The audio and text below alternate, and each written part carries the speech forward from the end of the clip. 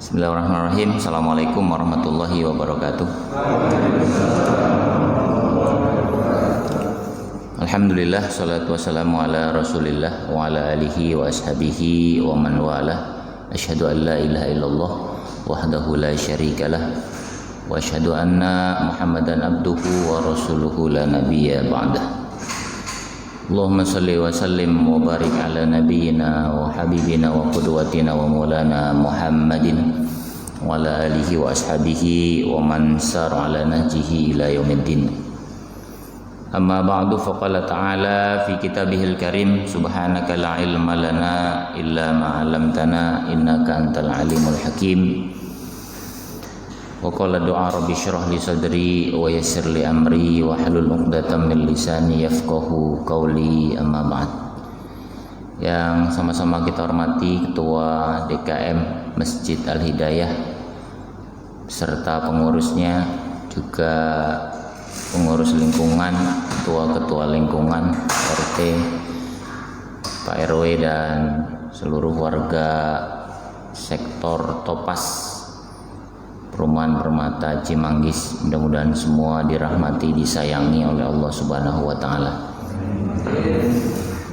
Gimana kabarnya, Pak? Alhamdulillah. Sehat ya?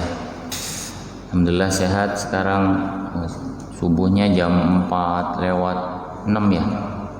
Iya, luar biasa emang. Waktunya mundur. Tapi tetap semangat Bapak-bapak nih. Berangkat tadi jam 4 kurang juga orang-orang sudah banyak di jalanan deh. Abang-abang ojol udah, subhanallah ya, sudah menjemput rezeki. Ada yang lari-lari pagi, jam 4 kurang udah lari pagi, Pak. Masya Allah. Enggak bawa barang, lari doang. Iya, mungkin dia sholat subuhnya mampir kalau pas azan ya, subhanallah. Baik, jamaah sekalian, kita lanjut mencoba untuk memahami dari juz amma, surat-surat yang biasa dibaca dalam keseharian. Sudah sampai di surat Al-Bayyinah ya, Al-Bayyinah, bukti yang nyata. Al-Bayyinah artinya bukti yang nyata. Bayyana yubayyinu tabyinan atau bayana yubayyinu ya, artinya bayana itu menjelaskan, penjelas, bukti. Tapi kalau ayat ini atau surat ini menerangkan tentang bukti-bukti kerasulan dari Nabi Muhammad SAW, membawa agama yang diridhoi Allah Subhanahu wa taala, menafikan penyembahan kepada selain Allah Subhanahu wa taala. Ada baiknya kita baca bareng biar mendapat keberkahan. Surat Al-Bayyinah ada 8 ayat ya, 8 ayat. Nanti kita baca 5 terus ke slide selanjutnya. Kelihatan, Pak? Kelihatan. Kalau nggak kelihatan, ada Al-Quran atau di HP juga ada sekarang Quran. Ikutin ya. A'udzu billahi minasyaitonir rajim. Yuk. A'udzu billahi minasyaitonir rajim. Bismillahirrahmanirrahim.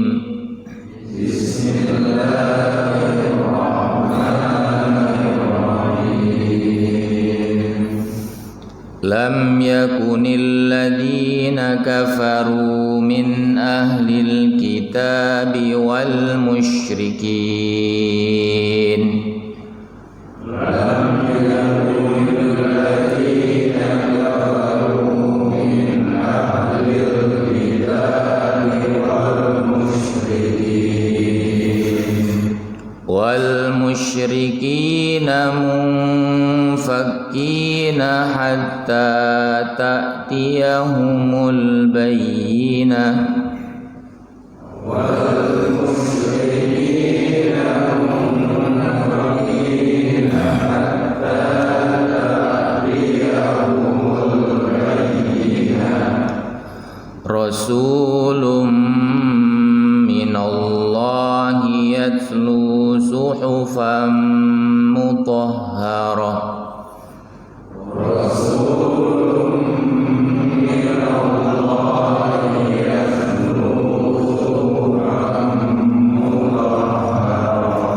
Fiha kutubun qayyimah.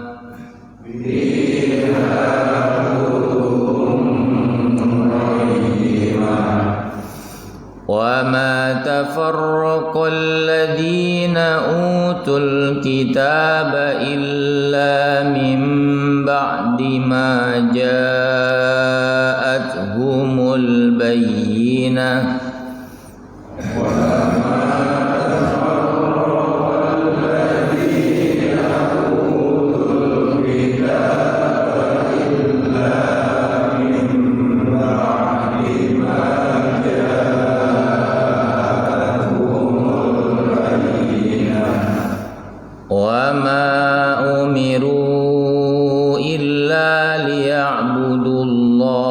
Mukhlisina lahud-din hunafa.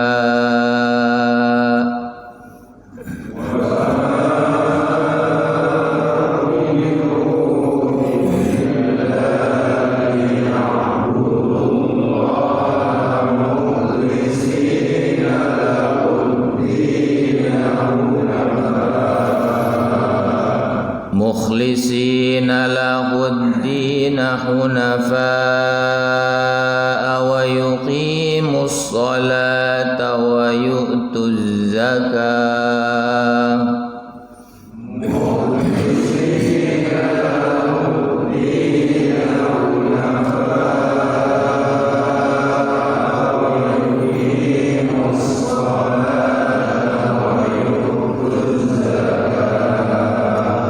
Wa dzalika dinul qayyimah.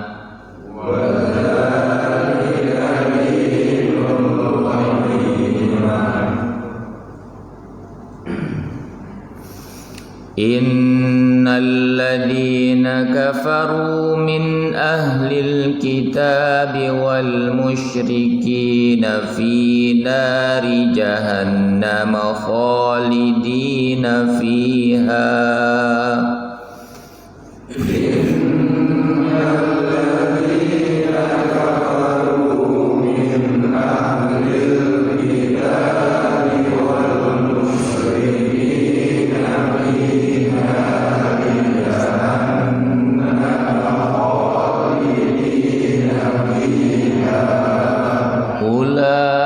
Ulaika hum syarrul bariyah.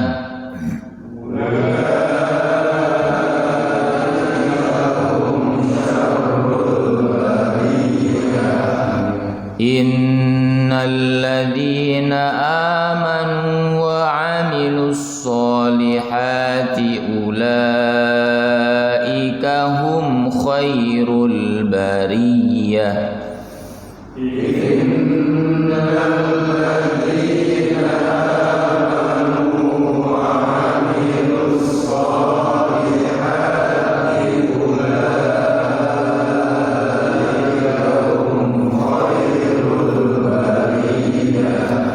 Jazaa'uhum 'inda rabbihim jannatu 'adnin tajri min tahtihal anhar.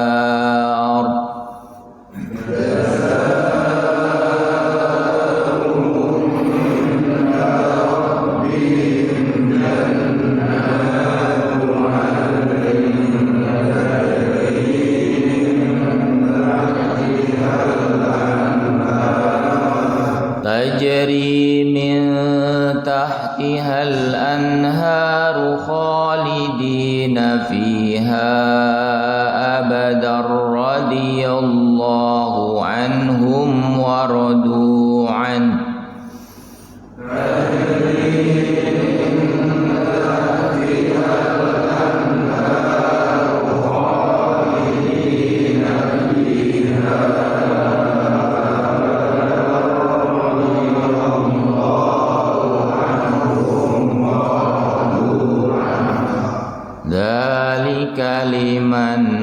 khasyiya rabbah.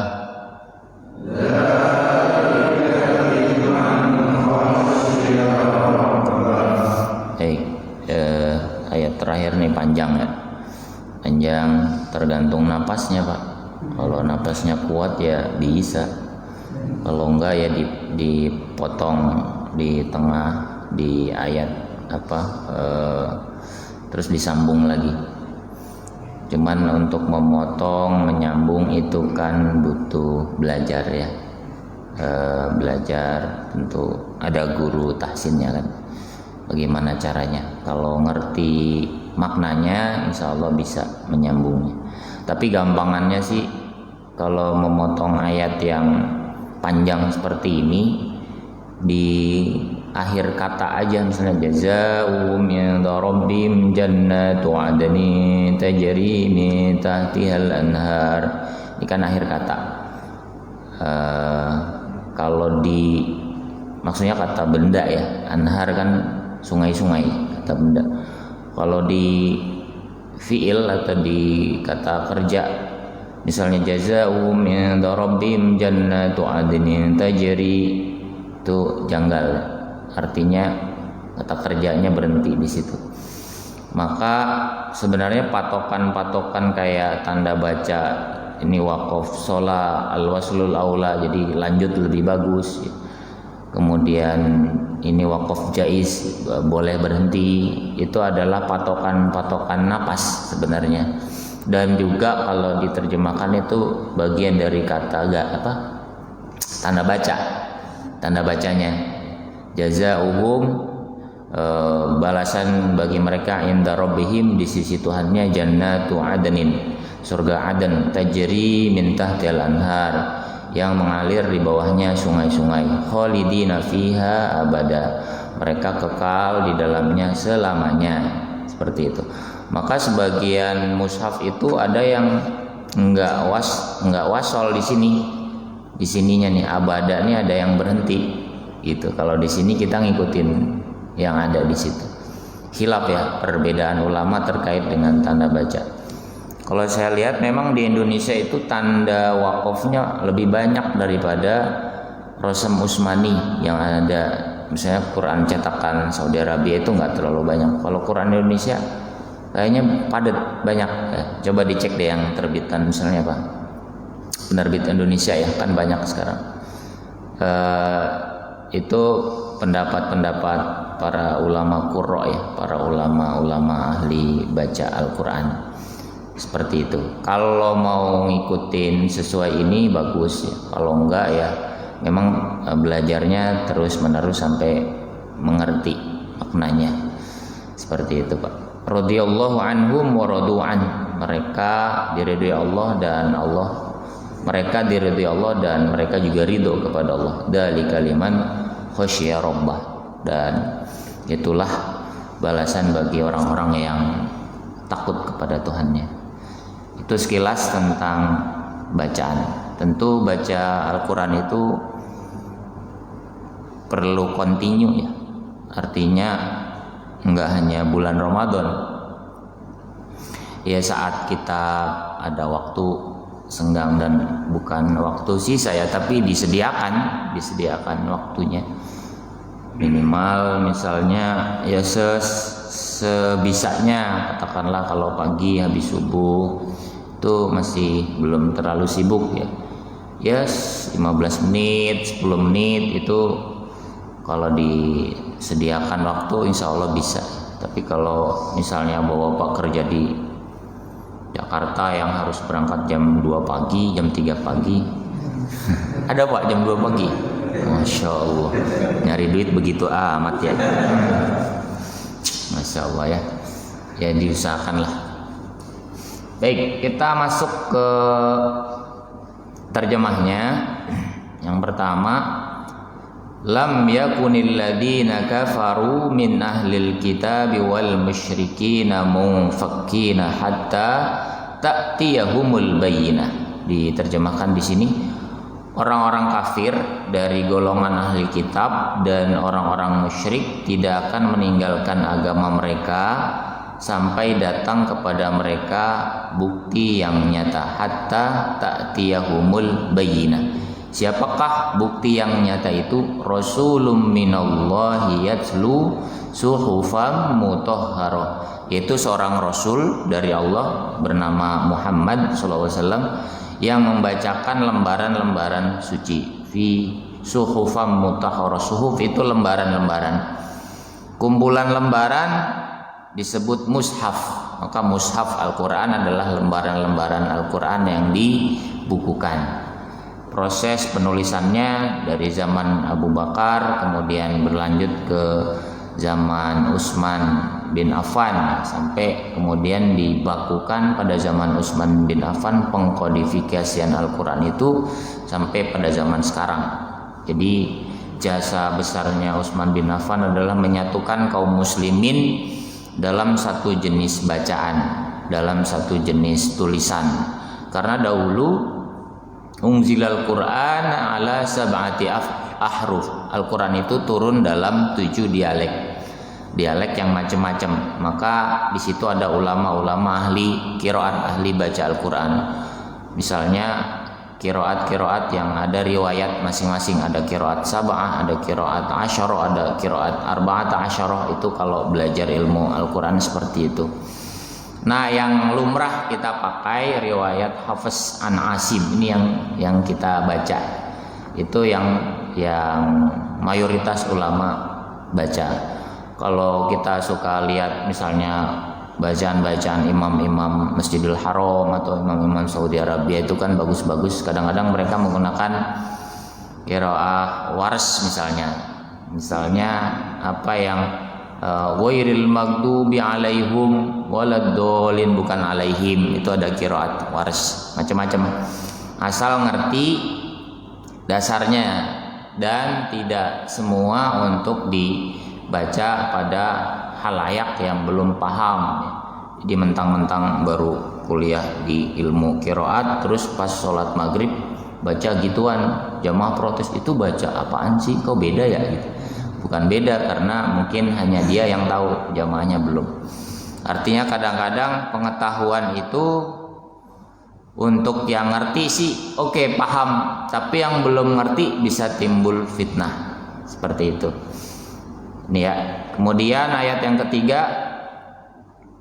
ketiga di sini, fiha kutubun qayyimah, di dalamnya terdapat isi kitab-kitab yang lurus. Wa ma tafarraqal ladina utul kitaba illa min ba'di ma ja'atumul bayyinah, dan tidaklah terpecah belah orang-orang ahli kitab melainkan setelah datang kepada mereka bukti yang nyata.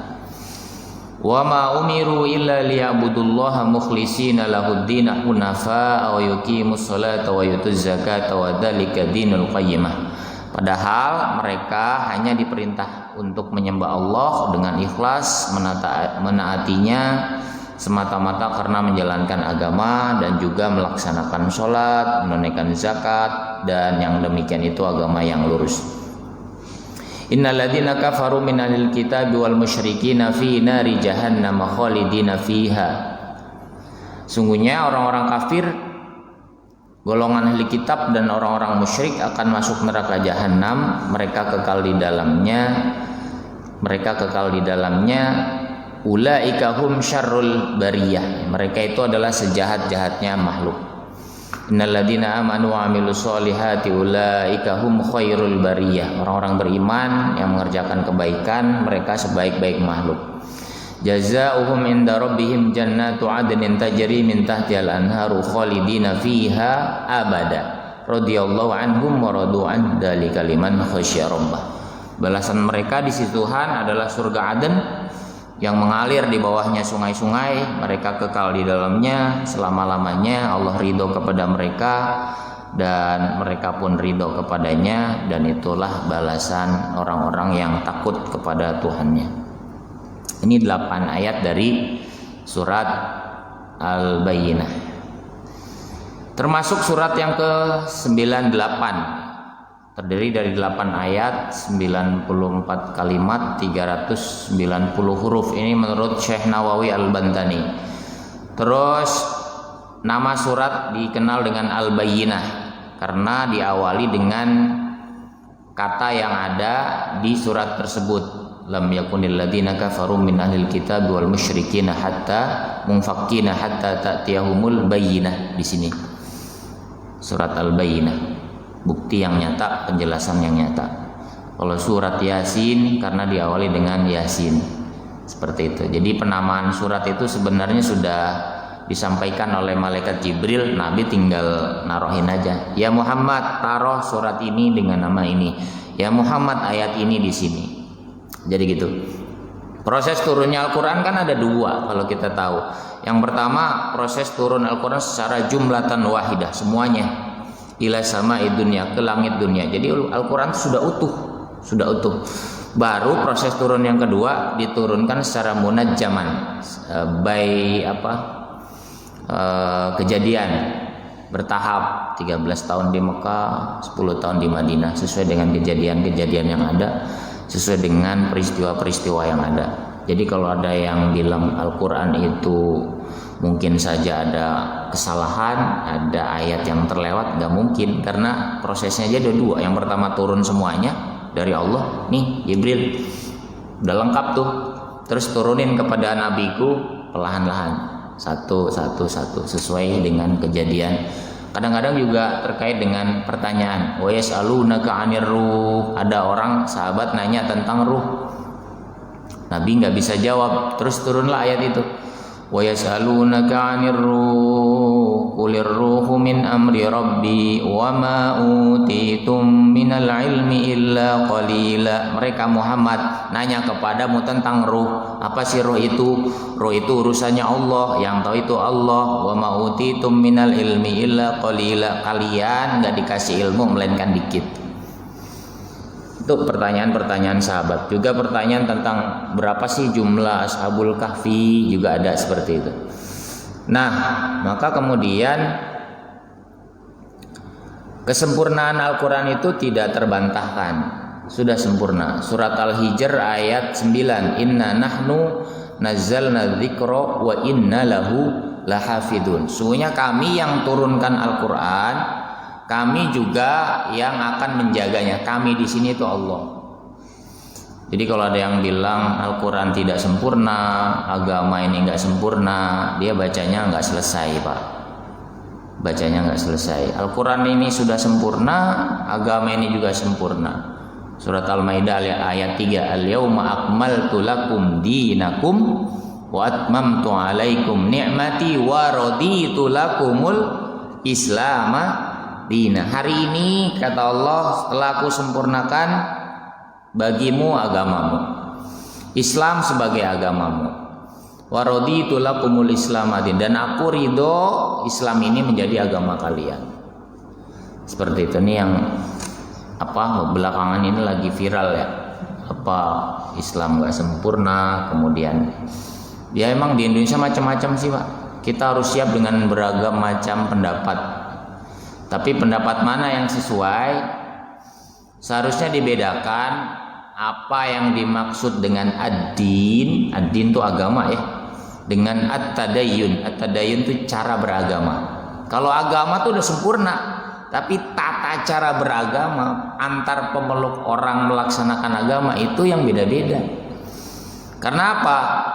Kesempurnaan orang beragama itu cuman disebut oleh Nabi 3 generasi kan. Khairul quruni, sebaik-baik generasi adalah qarni, generasiku. Sumal ladzina yalunahu, sahabatku. Sumal ladzina yalunahu, tabiin. Jadi zaman Nabi, sahabat sama tabiin itu sempurna tuh, tiga generasi terbaik. Sisanya tentu banyak kekurangan, ya banyak kekurangan. Kekurangannya apa? Dulu orang belajar agama itu menjadi sebuah keseriusan, dalam arti memang orang-orang belajar agama itu untuk mendalami agama dengan benar. Sekarang orang beragama, mendalami agama karena ketertarikan. Kebanyakan kan seperti itu. Saya senang sama ustadz ini, saya senang sama ngaji ini. Yang lain enggak, kan ada seperti itu. Dulu beragam cabang-cabang agama, firqah atau golongan-golongannya enggak seperti sekarang. Ya, artinya pijakan-pijakannya, kemudian pola-pola menghormati yang lainnya itu masih bagus. Kalau sekarang beda, Pak. Beda dikit sudah surga neraka. Kan repot. Padahal masih satu bingkai la ilaha illallah. La ilaha illallah adalah kalimat yang dengannya orang bisa masuk surga. Ini juga ramai lagi ya. Mungkin saya sampaikan di sini, mungkin udah dengar juga sama yang lain. Tapi ini tugas saya, kewajiban saya juga untuk menyampaikan kepada jamaah bahwa dalam Islam itu ucapan itu mencerminkan apa yang tersembunyi dalam hati, dan itu merupakan bagian dari kesaksian hati. Contoh apa? Syahadat kan masuk Islam ya, Pak. Dulu kita pernah ya syahadat, di sini ada saudara kita yang masuk Islam. Asyhadu an la ilaha illallah wa asyhadu anna Muhammadar Rasulullah. Aku bersaksi bahwa Nabi Muhammad itu utusan Allah, dan aku bersaksi bahwa tiada Tuhan selain Allah, dan aku bersaksi bahwa Nabi Muhammad itu utusan Allah. Persaksian secara lisan itu kalau dalam Islam itu membuktikan bahwa dia sudah masuk Islam. Seperti halnya sebaliknya, orang yang aku murtad, ya saya keluar dari Islam, diyakini dalam hati, dia ucapkan, dia keluar dari Islam.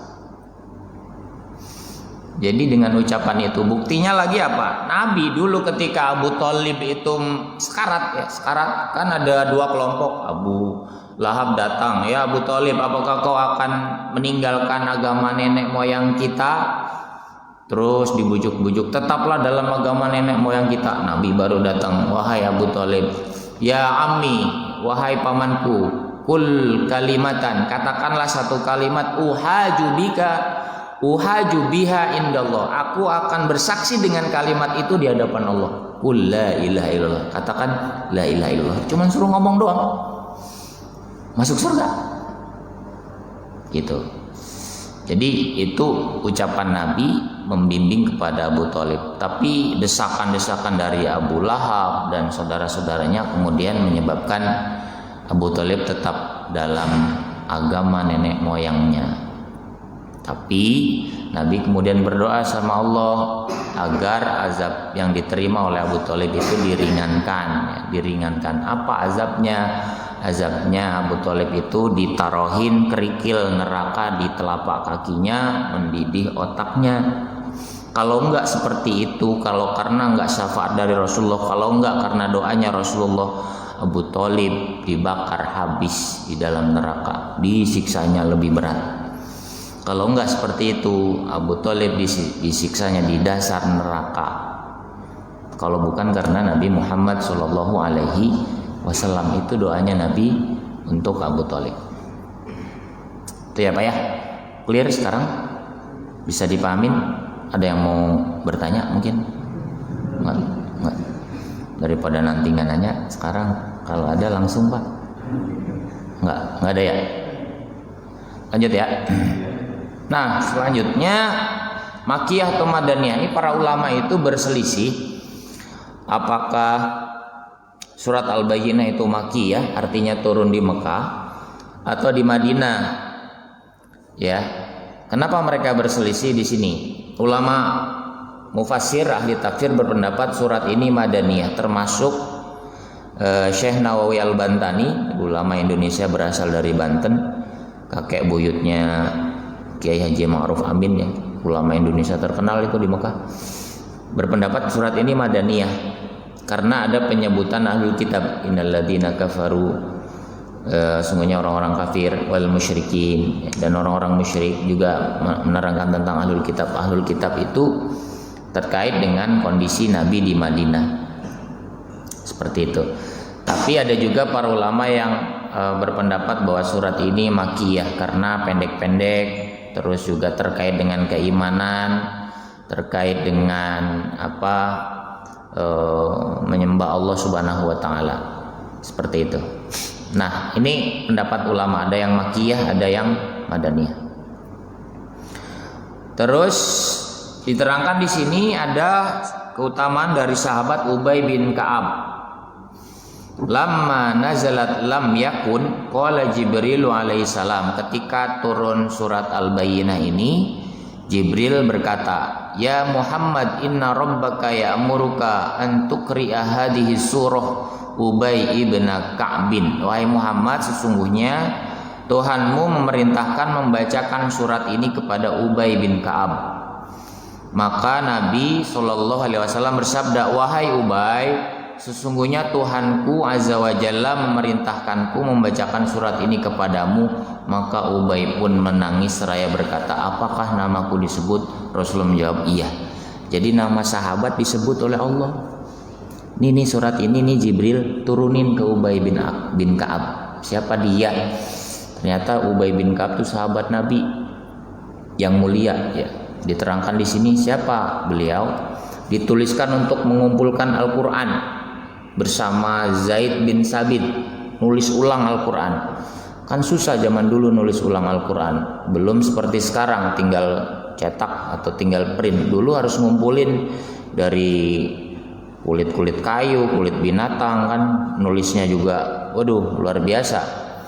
Nah, termasuk Ubay bin Ka'ab. Imam Bukhari meriwayatkan, ia berkata, "Aku berkata kepada Anas bin Malik, siapa yang mengumpulkan Al-Quran di masa Nabi?" Anas menjawab, "Ada 4 orang, semuanya dari kaum Ansor, jadi orang-orang Madinah. Ubay bin Ka'ab, Mu'ad bin Jabal, Zaid bin Sabit, dan Abu Zaid radhiyallahu jami'an." Jadi ada 4 orang sahabat Nabi yang terkenal sebagai sekretaris, penulis-penulis wahyu.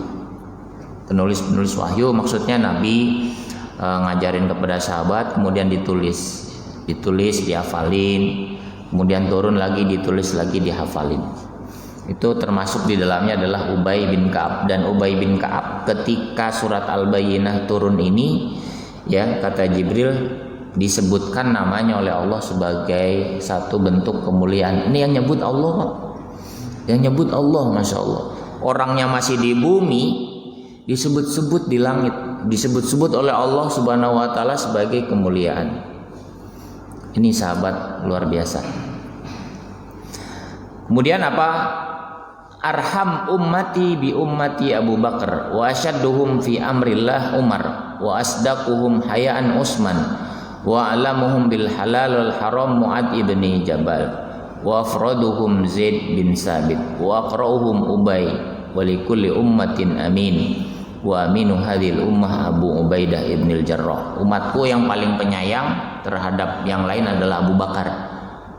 Abu Bakar penyayang, sayang kepada, bahkan pada kasus tawanan perang Badar pun kalau Umar berpendapat, "Ya Rasul, ini tawanan habisin deh, karena dia gembongnya orang-orang kafir nih, bakal bahaya kalau dibiarin. Ya gembongnya penjahat lah, kalau dia dibiarin bisa nularin ke yang lain." Tapi kata Abu Bakar, jangan, karena mungkin masih ada saudara di antara kita. Ya, siapa yang bisa nebus, bebasin. Siapa yang bisa ngajarin Al-Quran, bebasin. Nah, Nabi cenderung kepada pendapatnya Abu Bakar As-Siddiq. Yang paling kokoh dalam menjalankan perintah Allah ya Umar, tegas orangnya, tegas, nggak ada hitung-hitungan. Kalau ini perintah Allah ya tegas. Maka kehadiran Umar bin Khattab dalam Islam itu menjadi warna tersendiri. Kayak kalau bapak-bapak senang bola, ya, klub bola mainnya gitu-gitu aja kan malas lihatnya. Muncul pemain yang paling jago. Wah, jadi siapa Pak yang paling jago, Pak? Beda-beda kan tentu. Ada yang Messi, ada yang Ronaldo, ya macam-macam lah hobinya. Ada yang Mbappe. Ustaz tahu lah di YouTube ada. Iya, emang Ustaz nggak gaul juga dong hari gini. Nah, ketika pemain itu masuk kan beda tuh, permainannya jadi seru. Nah, dulu ketika model dakwah Nabi di Mekah kan diam-diam, sembunyi-sembunyi ya di rumah Al-Arqam bin Abil Arqam, malam. Jadi semua orang udah tidur baru ngumpul ngajarin Quran, ngajarin ini pelan-pelan. Nah, Umar masuk Islam. Ketika Umar masuk Islam beda suasananya, ya. Sebelum masuk Islam, nih sahabat-sahabat Nabi yang udah masuk Islam duluan itu nggak ada yang berani sholat di depan Ka'bah, tuh nggak ada yang berani. Pas Umar masuk Islam, saksikan saya mau sholat depan Ka'bah. Umar sholat depan Ka'bah, dikelilingin oleh orang-orang musyrik, digebugin Umar tuh, sampai berdarah-darah, sampai mau pingsan. Akhirnya ditolong oleh sahabat yang lain. Terus ketika sudah bangun, seandainya Rasulullah nggak merintahkan aku berhenti sholat, aku akan sholat terus. Di situ akhirnya muncul keberanian para sahabat untuk sholat di depan Ka'bah. Nah, akhirnya di situ Umar berkata, ya Rasul, kenapa kita diam-diam? Kan kita benar. Ini tegas nih Umar. Kalau benar ngapain takut? Nggak usah takut. Ya. Seperti itu. Akhirnya, ya itu tadi muncul keberanian, dan itulah juga salah satu kemudian perintah Allah untuk Nabi menjalankan dakwah secara terang-terangan. Wa angdir ashiratakal aqrabin, dan berikan peringatan kepada keluarga-keluargamu. Baru terang-terangan tuh.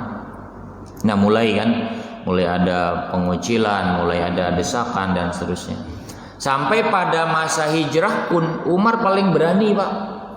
Kalau sahabat-sahabat lain keluar pada saat kaum Quraisy itu tidak melihat malam atau pagi hari, nggak ngelihat. Tapi Umar langsung proklamasi depan Ka'bah, hai orang-orang Quraisy, siapa yang mau kehilangan anaknya, siapa yang mau orang tuanya kehilangan anaknya, istri kehilangan suaminya, dalam arti mati ya, temuin saya di balik bukit ini. Saya mau hijrah nih, Umar nih mau hijrah. Ayo siapa yang berani sini? Nantang, Pak. Mau hijrah nantang. Ya wajar, Umar badannya gede, jago gulat itu. Kalau ada perlombaan gulat sebelum Islam dia menang. Kalau UFC pokoknya itulah. Kalau lawan kita mah gitu ya. Tuh Umar luar biasa. Nggak ada yang berani, siapa yang mau berani kan? Aman. Itu Umar bin Khattab. Jadi ketegasannya itu sampai dalam hadis diterangkan, tidaklah Umar melewati suatu lorong, kemudian setan itu juga lewat di lorong yang sama, kecuali setan itu pergi. Karena zaman dulu setan itu atau jin bisa menampakkan diri dalam bentuk orang. Kisah ketika orang-orang pejabat tinggi Quraisy memutuskan Nabi mau hijrah, kemudian usulan buat ngepung rumahnya, kan itu dari iblis sebenarnya yang menjelma jadi kakek-kakek. Kan usul ini Muhammad nih makin banyak aktivitas dakwahnya, banyak yang masuk Islam, apa yang harus kita kerjain? Penjara aja. Wah, jangan di penjara. Terus diapain dong? Tuduh aja dia gila. Enggak, dia waras kok, dia amanah. Terus caranya, kata seorang kakek itu, kumpulin siapa yang paling jago di antara kaum Quraisy itu, kita kepung rumahnya, kita bunuh rame-rame, supaya nanti nggak ada yang nuntut karena kita semua pelakunya. Nah, ini dari jin itu yang bisa ngomong, berwujud manusia. Keren ya, jin dulu bisa berwujud manusia. Juga setan itu bisa mengajarkan ayat kursi kan, dulu pernah saya cerita kayaknya. Jadi ketika sahabat diserahin buat menjaga zakat fitrah kalau dulu kan kurma dan hasil bumi di sana, Nabi bilang, malam nanti nih ada yang mau nyuri, kamu jaga. Sahabat jaga tuh di gudang kaum muslimin pas zaman Nabi. Ternyata betul, ditunggu mindik-mindik malam-malam ada yang nyuri, dikejar itu, ketangkep. Siapa kamu? Saya dari kampung ini. Kenapa kamu mencuri? Karena anak istri saya belum makan. Ya udah dilepasin, orang belum makan. Itu nyuri dari harta zakat yang dikumpulkan pada bulan Ramadan tuh. Terus paginya lapor nih sahabat ke Nabi, ya Rasul, semalam ada yang nyuri. Ya, terus Nabi bilang, orang itu nanti malam datang lagi, kamu jaga lagi. Ternyata benar, datang lagi juga dengan alasan yang sama. Malam ketiga datang lagi setelah lapor Nabi. Terus ketika datang, dia bilang ke sahabat itu, mau nggak kamu ajarin satu kalimat yang membuat saya nggak bisa masuk lagi ke sini? Apa itu? Allahu la ilaha illa huwal hayyul qayyum la ta'khudhuhu sinatun wa la naum lahu ma fis samawati wa ma fil ard. Itu ada riwayat Ibnu Katsir nyebutin itu dan sahih. Jadi setan ngajarin ayat kursi. Dulu Pak, dulu setan ngajarin ayat kursi. Sekarang ya makanya kalau setan ada yang hafal Al-Quran, ada juga dia hafiz Quran Tat, iya, tapi kesurupan lah, ya bisa jadi ya seperti itu. Nah itu kalau Umar lewat semua takut ya, termasuk setannya. Ini ya, terus yang paling pemalu itu Utsman, yang tahu halal dan haram itu Muaz bin Jabal, dan yang paling bagus bacaan Al-Qur'annya adalah Ubay bin Ka'ab. Dan Ubay bin Ka'ab ini yang pada zaman Umar bin Khattab jadi khalifah itu kan sholat tarawihnya sini jadi imam, sono jadi imam, makmumnya sendiri. Terus kata Umar bin Khattab, wah kalau begini kesannya kaum muslimin tercerai-berai ini dalam satu masjid. Terus Umar beristihad, kalau gitu udah kita ambil satu imam, kemudian semua ikut jadi makmum. Dipilihlah ini Ubay bin Ka'ab untuk jadi imam kaum muslimin sholat tarawih. Jadi yang pertama kali ngadain sholat tarawih rame-rame itu Umar bin Khattab, masa Khalifah Umar bin Khattab. Maka ucapan yang terkenal adalah ni'matil bid'atu hadihi. Ini sebaik-baik bid'ah yang ada, karena satu yang zaman Nabi nggak ngelakuin, Umar ngelakuin. Sholat tarawih berjamaah dalam satu masjid full, satu imam Ubay bin Ka'ab, seperti itu. Ini dilakukan oleh Umar bin Khattab. Nabi kan cuma 1 atau 2 malam kan, tapi Umar bin Khattab pas bulan Ramadan itu full. Ubay bin Ka'ab jadi imamnya karena bacaannya bagus, hafal Al-Quran, dan salah satu penulis wahyu Nabi SAW terkait dari surat Al-Bayyinah ini. Suruk jam berapa Pak?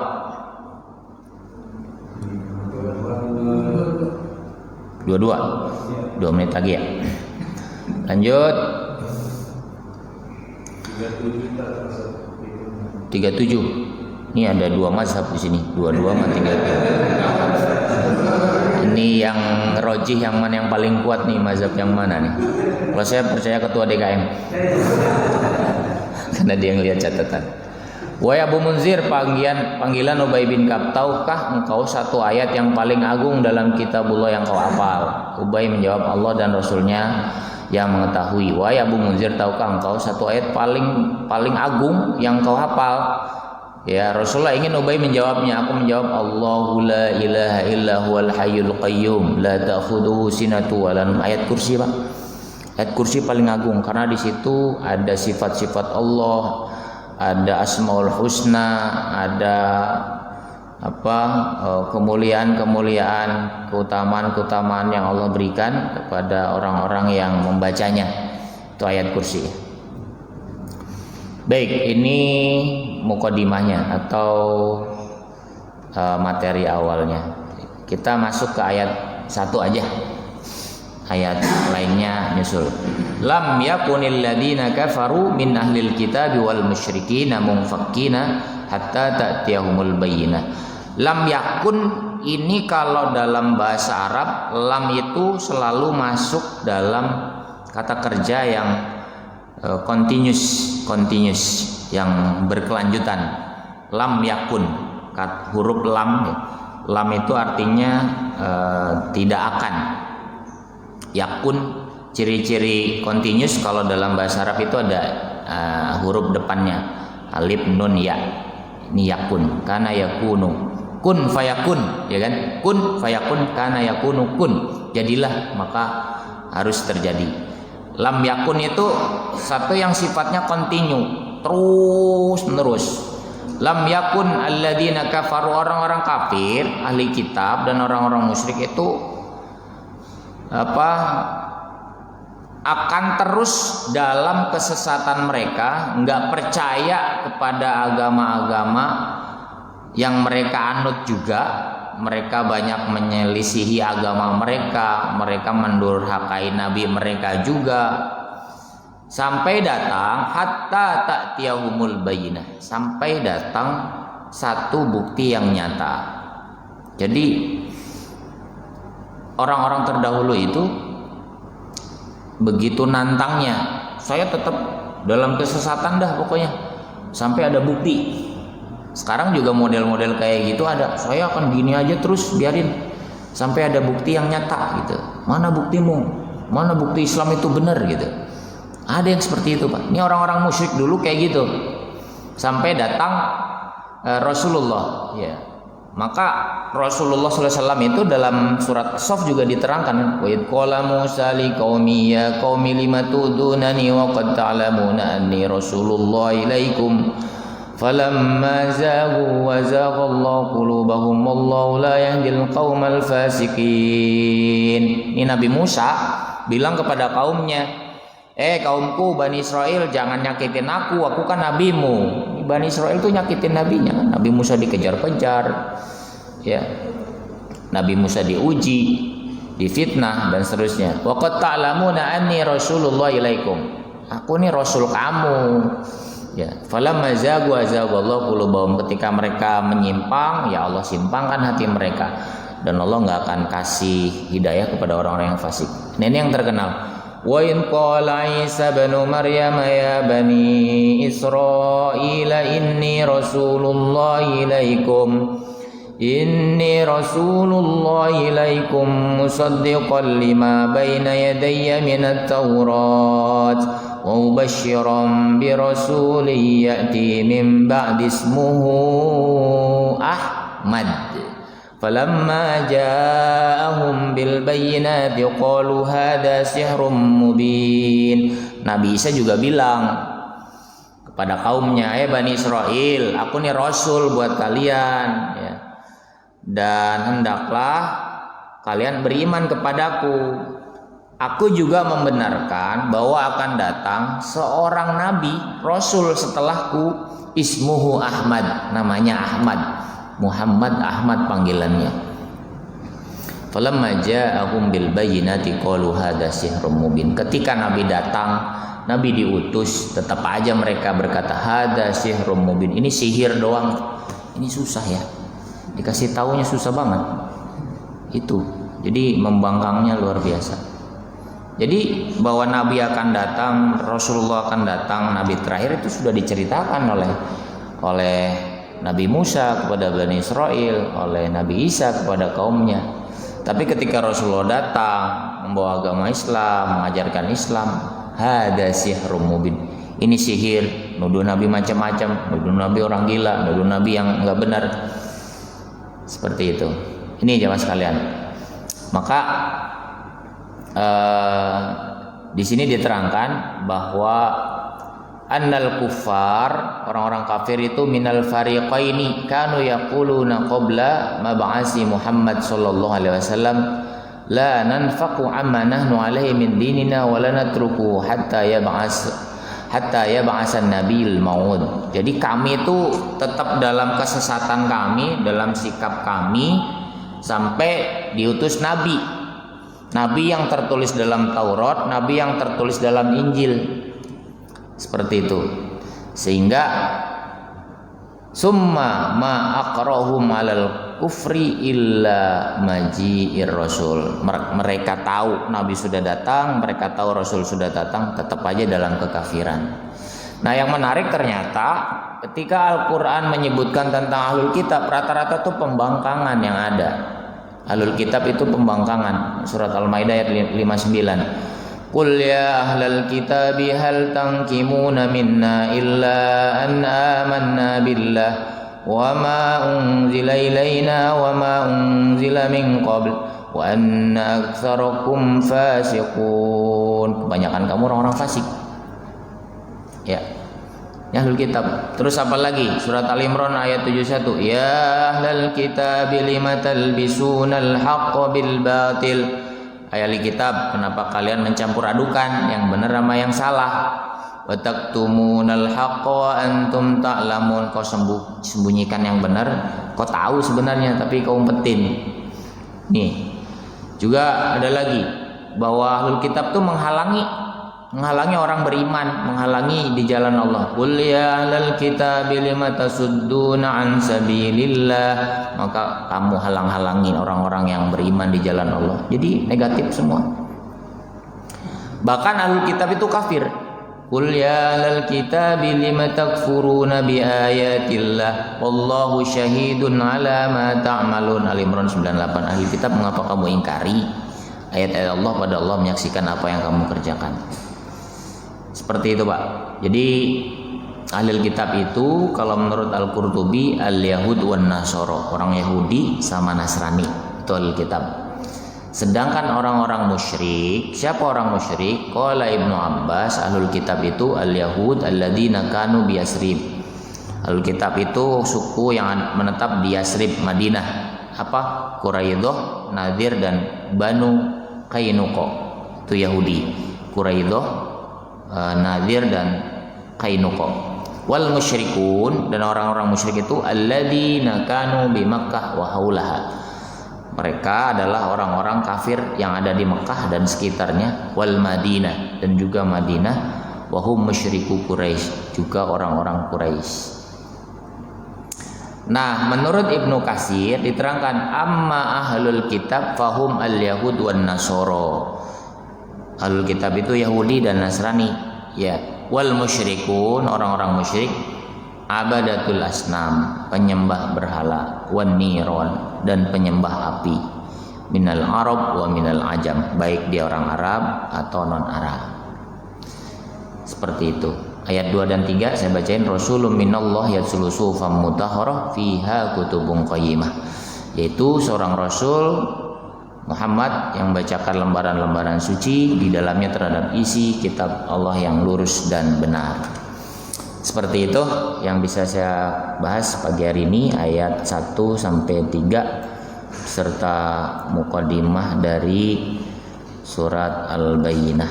Mudah-mudahan bisa bermanfaat dan dilanjut ke kajian-kajian selanjutnya. Ada yang mau ditanyakan mungkin biar enak? Silakan. Silakan Pak.